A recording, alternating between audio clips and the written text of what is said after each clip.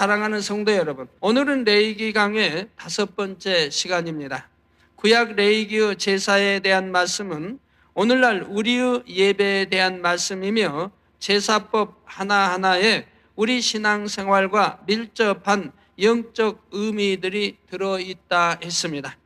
그래서 그 제사법의 영적인 의미들을 여러분이 이해하기 쉽도록 설명하고 있는데, 지난 시간에는 소의 번제를 드릴 때 제물의 가죽을 벗기는 것까지 증거했습니다.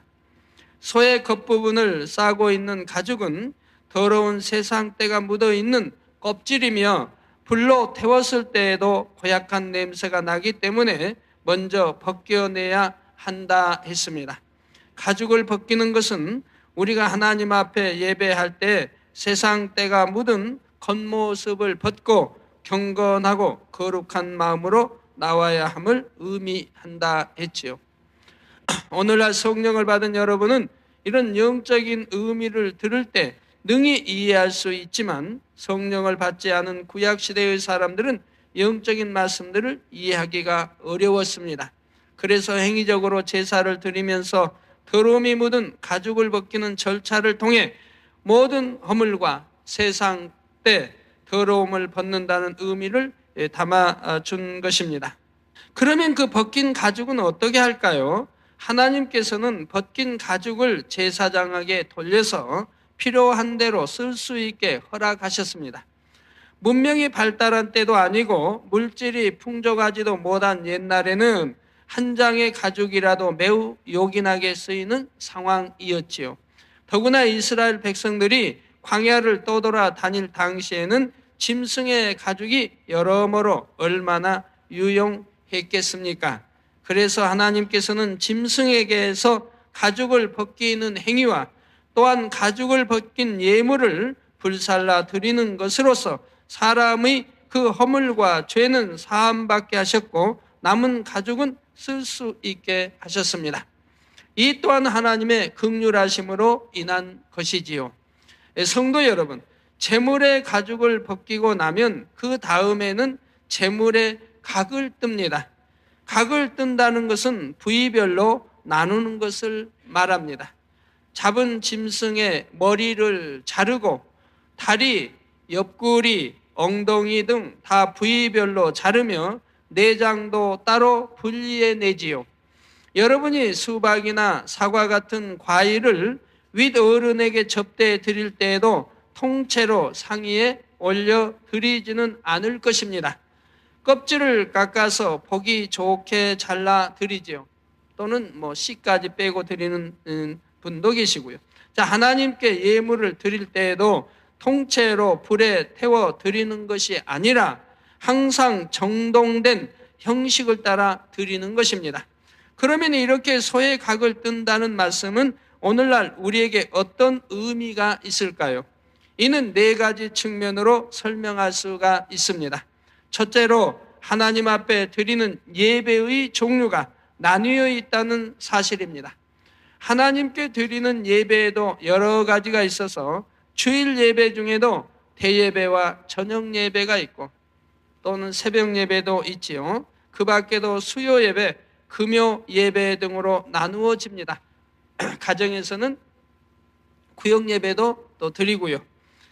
여러분 각자 또 가정 예배 드리는 분도 또 많이 계시겠고요. 자, 이렇게 각각의 예배로 나누어지는 것이 바로 각을 뜨는 것과 같은 의미입니다. 두 번째로 우리가 기도할 때 절도 있게 내용을 나누어서 기도하는 것이 바로 각을 뜨는 것과 같습니다. 예를 들어 여러분이 다니엘 철야를 할 때 보면 회개 기도와 악한 영들을 물리치는 기도, 감사의 기도를 합니다. 또 목자와 성전 건축과 주의 종, 일꾼들을 위해 사명 감당과 자신의 영혼이 잘되기 위해 이렇게 하나님 나라와 의를 위해 기도하고 각자의 마음의 소원을 위해 기도하지요. 그리고 예수 그리스도의 이름으로 기도합니다. 아멘 하고 기도를 마칩니다. 이렇게 각종 기도의 제목들을 나누어 조목조목 아뢰면서 부르짖어 기도하는 것이 바로 각을 떠서 드리는 것과 같은 의미입니다. 물론 우리가 기도하려고 하면 길을 가면서도 또 휴식을 취하면서도 얼마든지 기도할 수가 있습니다. 잠잠히 하나님을 생각하고 주님을 생각하면서 묵상도 하고 교통하는 시간을 가질 수 있지요. 그러나 이렇게 항상 교통하는 시간 외에도 절도 있게 각을 떠서 예물을 드리는 것처럼 조목조목 제목을 가지고 부르짖어 기도하는 시간이 반드시 필요하다는 사실입니다. 구약이나 신약이나 하나님이 명하신 대로 하세요. 부르짖어 기도하라 했으면 부르짖어 기도를 하세요. 그럴 때 하나님께서 기뻐 받으시고 여러분의 기도에 더욱 신속히 응답하시는 것입니다. 그래서 때로는 부르짖어 하지 않을 때, 묵상 기도할 때도 또 길을 가면서 또 기도 이렇게 저렇게 하시겠습니다만 또 시간을 정해놓고 부르짖어 기도해야 할 때도 있는 것이고요. 또 왜 부르짖어 기도해야 하는지는 설명을 다 해드렸죠. 우리 하나님은 우리 중심을 보시지만 여러분 천사도 여러분 중심을 보는 건 아닙니다. 우리 부르짖어 기도할 때 하늘에는 천사들이 믿느니나 믿지 않으니나 누구에게나 천사가 따라 여러분의 일거일투족 모든 것을 기록하게 됩니다. 여러분이 기도하실 때 그 향을 또 천사가 받아 아버지께 올리게 되지요. 그렇기 때문에 천사는 여러분의 중심을 보지 못하죠. 하나님은 보시지만. 그런데 여러분이 부르짖어 기도하는 그걸 담아 올리게 된다 이 말입니다. 그렇기 때문에 또 중심, 또 땀 흘려 우리가 하나님께서 아담이 범죄한 후 저주받아 이 세상을 쫓겨났을 때 땀 흘려 모든 걸 취하도록 했습니다. 우리도 땀 흘려 기도해야 할 것입니다. 자, 세 번째로 각을 뜬다는 것은 하나님의 말씀 전체가 66권으로 나누어져 양식과 함께 되어 있다는 사실입니다. 66권의 성경 전체는 살아계신 하나님과 우리 주 예수 그리스도를 통한 구원의 섭리를 통일성 있게 설명하고 있습니다. 그런데 이를 통째로 기록한 것이 아니라 각 권으로 나누어서 세분되어 있지요. 그러면서도 각 권의 말씀들은 서로 한치의 어긋남도 없이 짝을 이루고 있고요.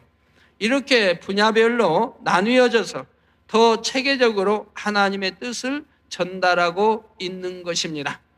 구원받은 하나님의 자녀들이라면 이 모든 말씀을 반드시 양식 삼아야 하는데 신구약의 말씀이 나뉘어져 있으므로 진리에 대해 분야별로 양식 삼기가 더 쉽지요. 66권의 책이 하나로 크게 덩어리져 있는 것보다는 분야별로 나뉘어져 있으므로 우리가 배우고 양식 삼기에 더 좋은 것입니다. 만약에 제사법에 번제는 화목제하면서 구약의 신약에 이권 저권에 막 섞여 있다고 한다면 더 혼란스러울 거 아니겠어요? 제사는 제사법대로, 내기는 내기, 신명일이 신명, 출애굽은 출애굽, 그래서 다 나눠져 있으니까 우리가 이해하기가 더 좋지요. 자, 마지막으로 네 번째는 가장 중요한 내용인데 바로 우리 예배가 여러 가지 순서들로 나누어 구성되어 있다는 사실입니다. 예배 전에 와서 먼저 회개의 기도를 하고 묵도로 예배를 시작하여 주기도문이나 축도로 마칩니다. 그 사이에는 말씀의 선포만 있는 것이 아니라 대표 기도와 찬양도 있고 성경 봉독과 헌금 기도 등 여러 가지 순서가 있지요. 그 각각의 과정들이 다 의미가 있는 것이며 이렇게 나누어진 순서를 따라 예배하는 것이 바로 제물의 각을 뜨는 것과 같은 의미라는 사실입니다.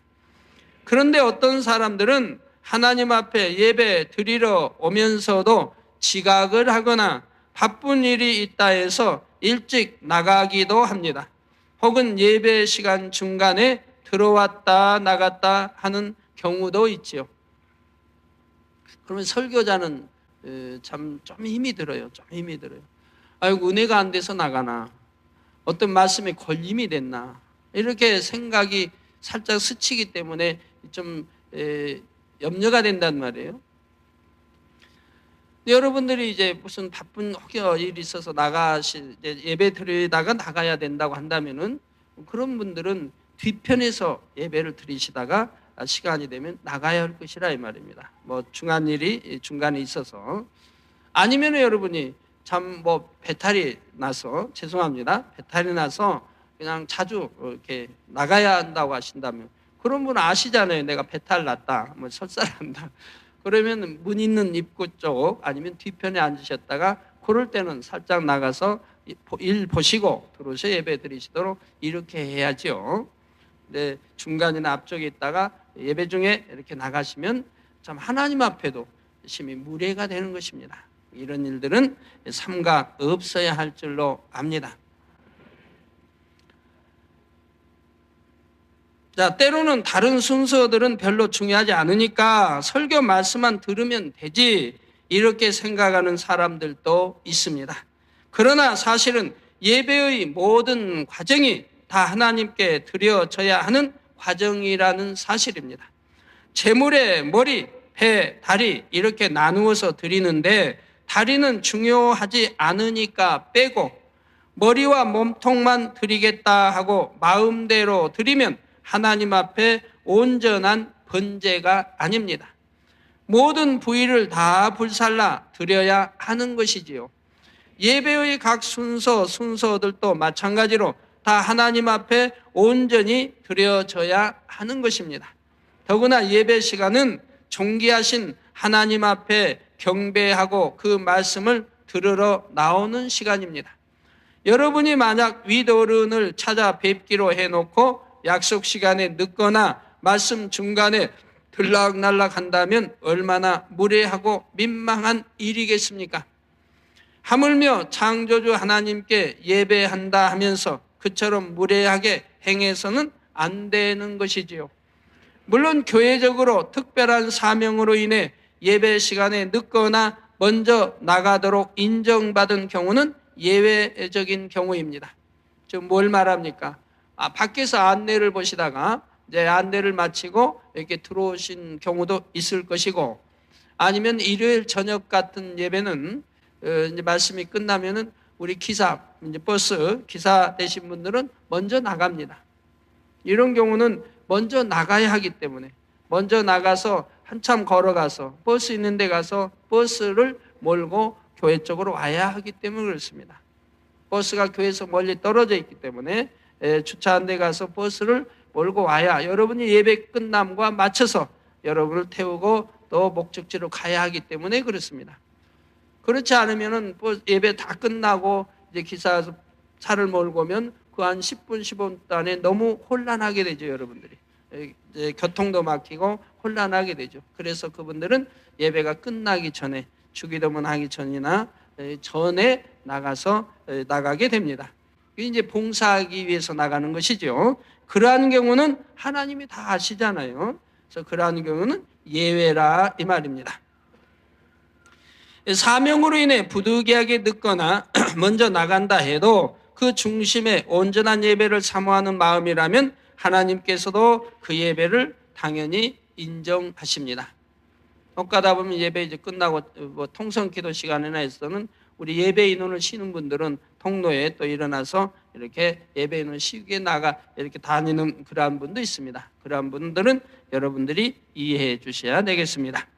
또 수요 예배나 금요 예배 같은 경우 너무나 예배를 사모하는데도 직장에서 늦게 끝나거나 피치 못할 사정으로 어쩔 수 없이 늦었다면 하나님께서도 이것을 탓하실 리는 없지요. 그러니까 주일 예배는 여러분이 늦어서는 안 되죠. 그건 아버지가 명하신 거룩하게 지켜야 할 예배입니다.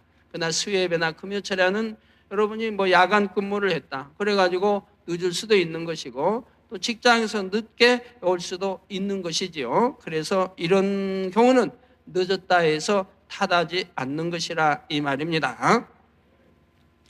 또 하나님께서는 각 사람의 중심을 보심으로 그 중심에서 드려지는 예배의 향을 받으시는 것입니다.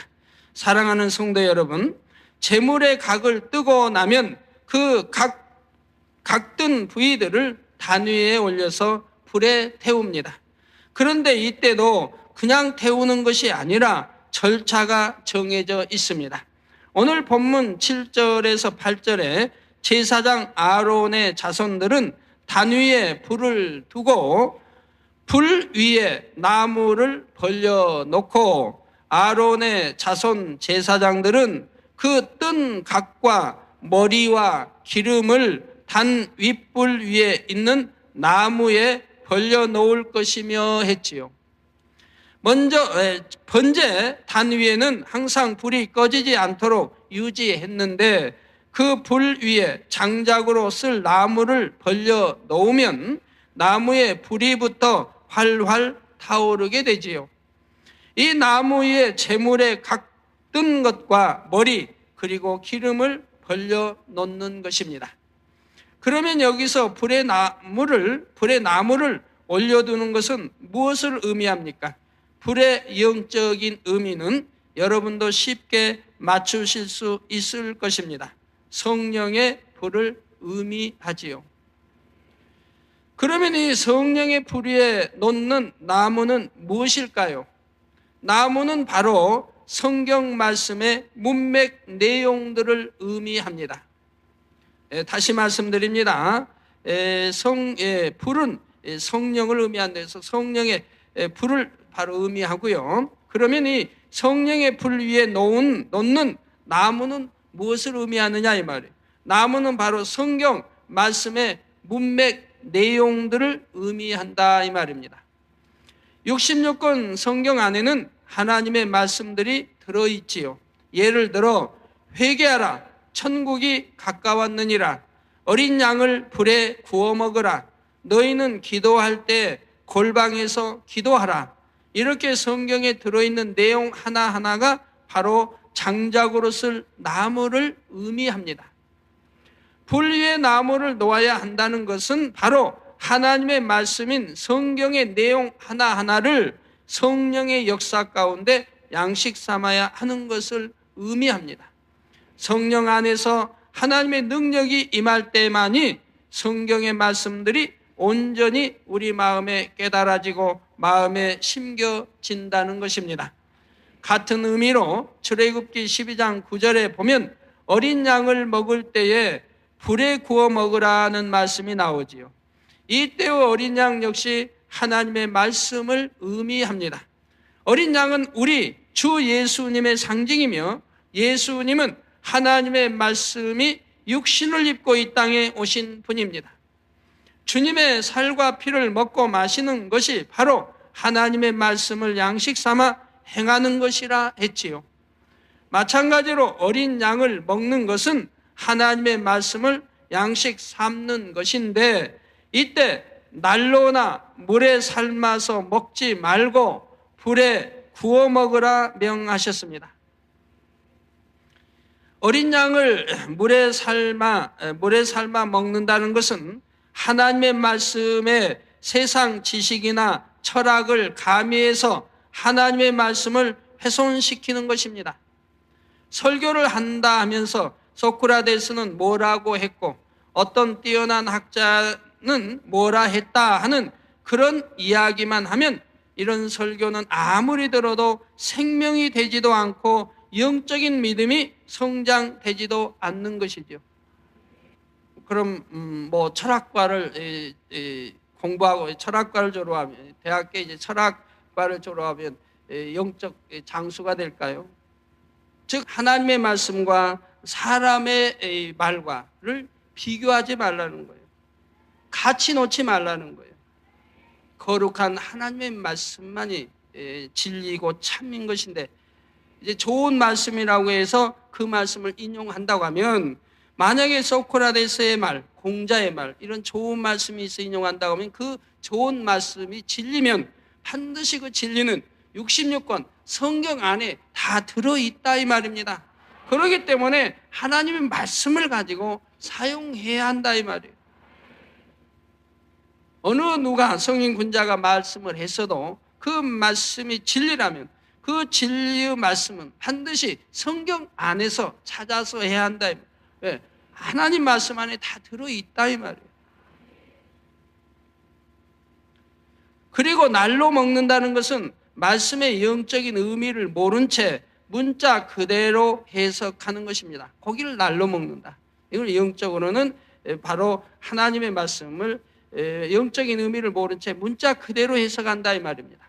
문자 그대로 해석하다 보면 영적인 의미를 이해하지 못할 뿐 아니라 자칫하면 하나님의 뜻과는 전혀 다르게 오해할 수도 있는 것이죠. 하나님은 동으로 가라 했는데 서로 가라고 이렇게 이해할 수도 있는 것입니다. 예를 들면 마태복음 6장 6절에 보면 예수님께서 너는 기도할 때 내 골방에 들어가 문을 닫고 은밀한 중에 계신 내 아버지께 기도하라. 은밀한 중에 보시는 내 아버지께서 갚으시리라 하셨습니다.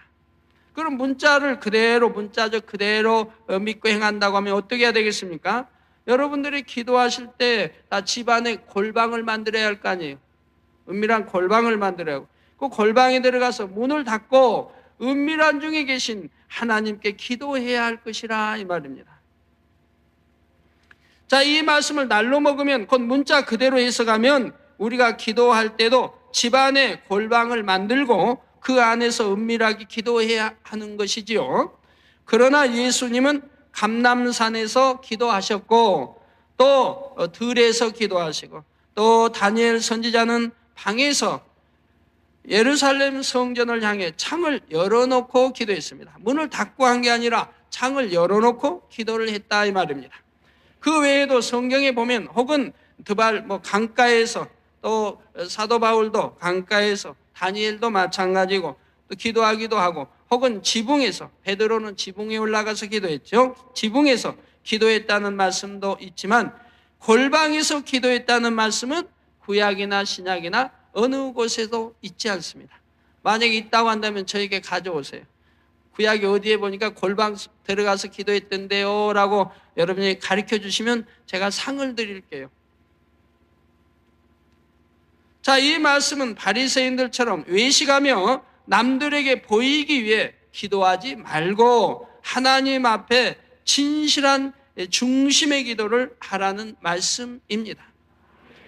또한 은밀한 골방에 들어가면 외부와 차단되어서 바깥 세상의 어떤 잡음도 들리지 않습니다.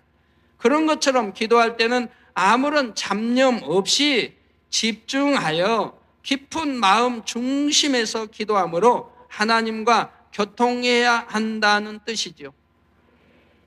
이렇게 영적으로 말씀이 풀려야 하는데 문자적으로 풀리게 되면 바로 골방에 들어가서 기도해야 그게 하나님 뜻이 돼버린다 이 말이에요. 그러나 우리 선진들이나 제자들이나 선지자나 우리 주님도 골방에 들어가 기도하신 적은 없다 이 말입니다. 그리고 골방 어두운데 답답해서 기도합니까? 하늘을 보고 기도해야죠. 하늘을 보고 하나님을 향해야죠. 그런다고 골방에 들어가 기도했다 해서 그걸 잘못됐다는 것은 아닙니다. 여러분 환경에 따라서는 골방에 들어가 기도할 수도 있는 것이고요. 자, 우리가 하나님의 말씀을 불에 구워 먹을 때에 곧 성령의 감동함 가운데 성경 말씀을 읽을 때라야 이러한 영적인 의미들을 깨달을 수가 있는 것입니다. 또 누가복음 13장 33절에 보면 선지자가 예루살렘 밖에서는 죽는 법이 없느니라 하신 예수님의 말씀이 나옵니다. 이 말씀 또한 날로 먹으면 무슨 말씀인지 이해할 수가 없습니다. 성경에 나오는 수많은 하나님의 사람들이 예루살렘 성 밖에서 죽었기 때문입니다. 제자들이나 선지자들이나 우리 예수님도 예루살렘 성 밖에서 돌아가셨다 이 말이에요. 모세 선지자는 가나안에 들어오기 전에 느보산에서 수명을 다했으며 우리 예수님은 예루살렘 성 밖의 골고다에서 십자가에 달리셨습니다. 사도 바울과 베드로는 로마에서 또 도마는 인도에서 순교했지요. 그러므로 이때의 예루살렘을 문자 그대로 이스라엘의 지명으로서 예루살렘으로 생각하면 안 됩니다. 하나님의 마음과 뜻이 담긴 성으로서 영적인 예루살렘, 곧 하나님의 말씀을 뜻하는 것입니다. 그러므로 선지자가 예루살렘 밖에서는 죽는 법이 없다는 말씀은 결국 선지자는 하나님의 말씀 안에서 살다가 하나님의 말씀 안에서 죽는다는 뜻이지요. 오늘날 주를 믿는 우리도 하나님의 말씀 가운데 살아야 한다는 교훈을 주는 말씀인 것입니다.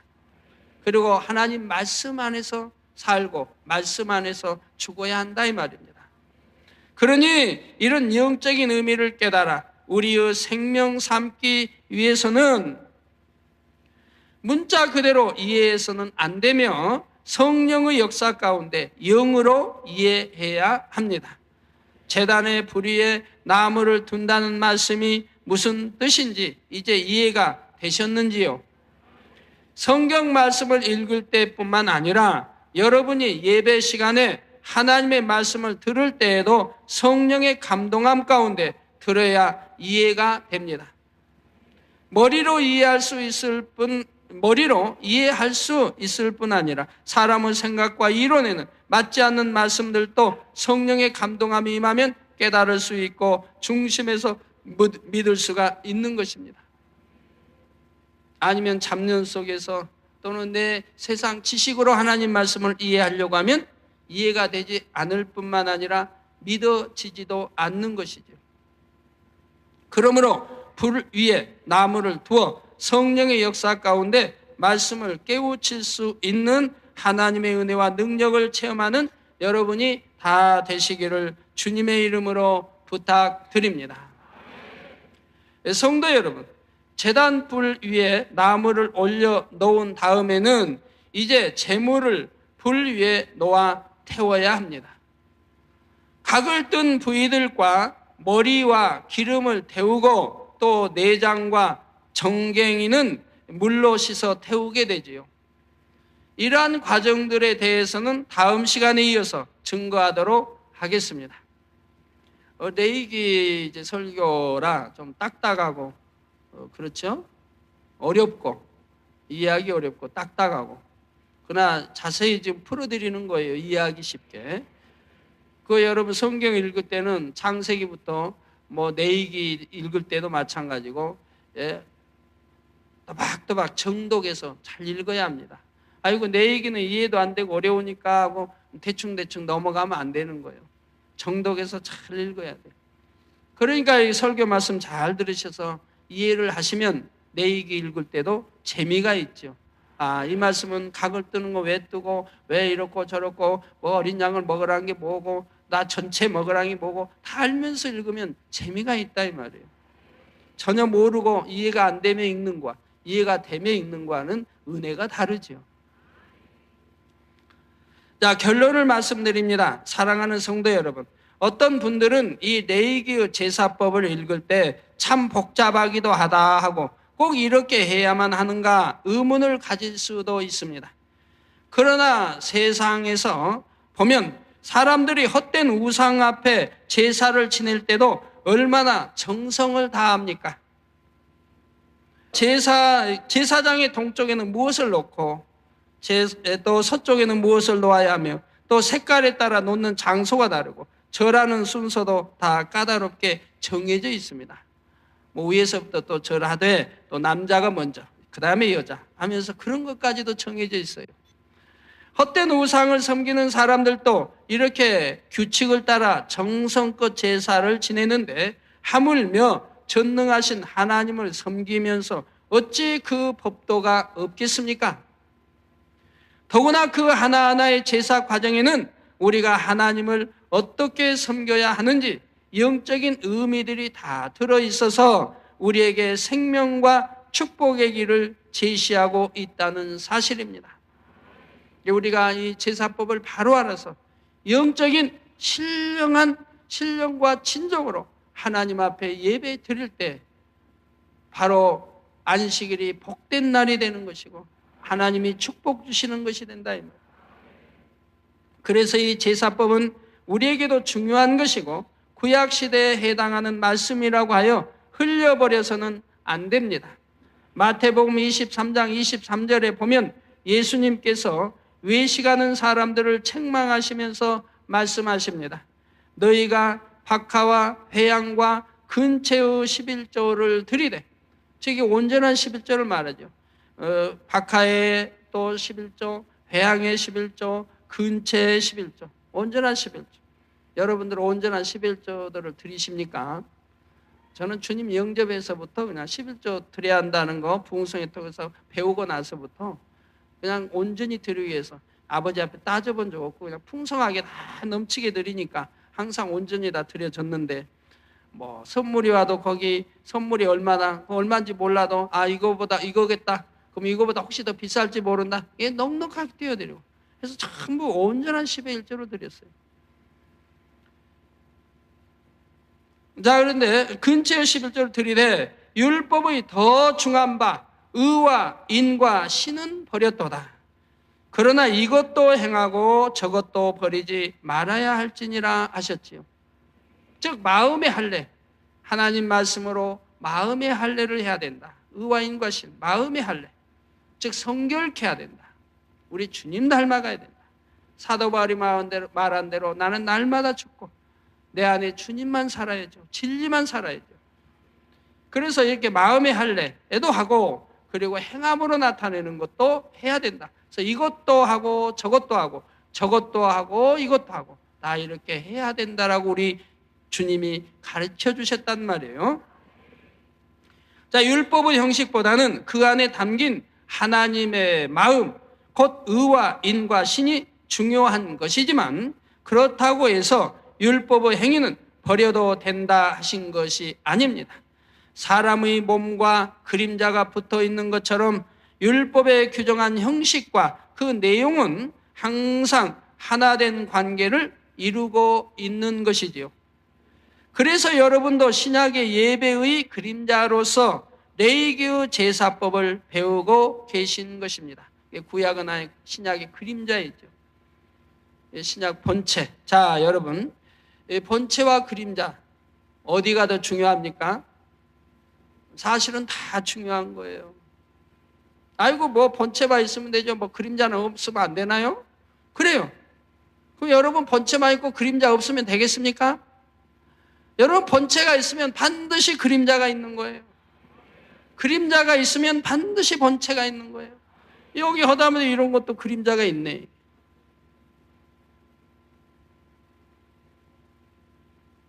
그런데 그림자와 본체를 떼놓을 수가 없다 이 말. 반드시 하나라 이 말. 하나. 본체가 있으니 그림자가 있고, 그림자가 있으니 본체가 있고, 반드시 하나인 거예요. 아이고 뭐 그림자 없이 본체만 있으면 안 돼요? 안 되진 않지요. 되지요. 된 것도 있어요. 뭡니까? 귀신들. 귀신들은 그림자 없어요.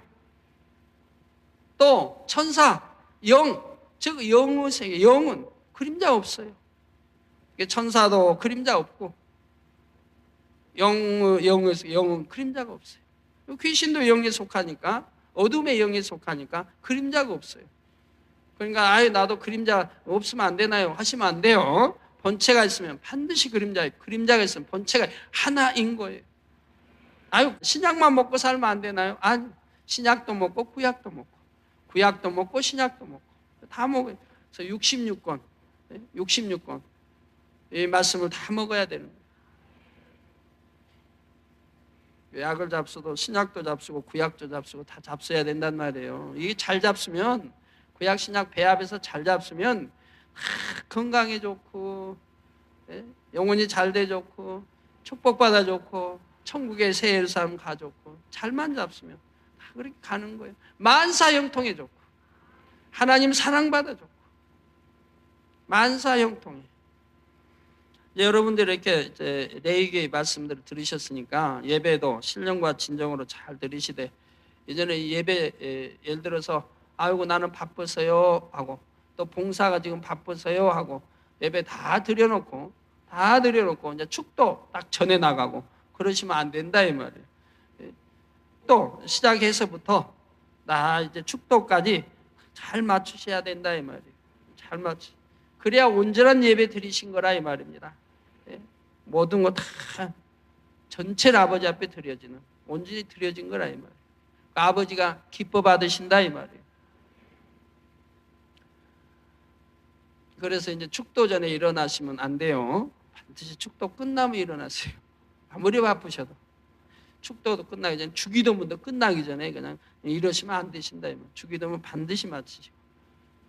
또 묵도 전에 좀 10분이고 먼저 오셔서 좀 묵상 기도로 준비 좀 다 하시고, 예배 볼 준비를 다 마음도 가라앉히시고, 헐레부터 오신 것도 좀 가라앉히시고, 호흡도 가라앉히시고, 준비 기도 다 하시고, 그리고 예배에 들어가면 얼마나 좋습니까? 뭐 각을 뜰 때도, 뭐 짐승 소자 각을 뜰 때도 그냥 갖다가 뜨나요? 다 청소하고 깨끗이 청소하고 닭극을 닦고 칼도 갈고 다 해가지고 준비 마치고 그리고 각을 뜨고 다 하는 거지요.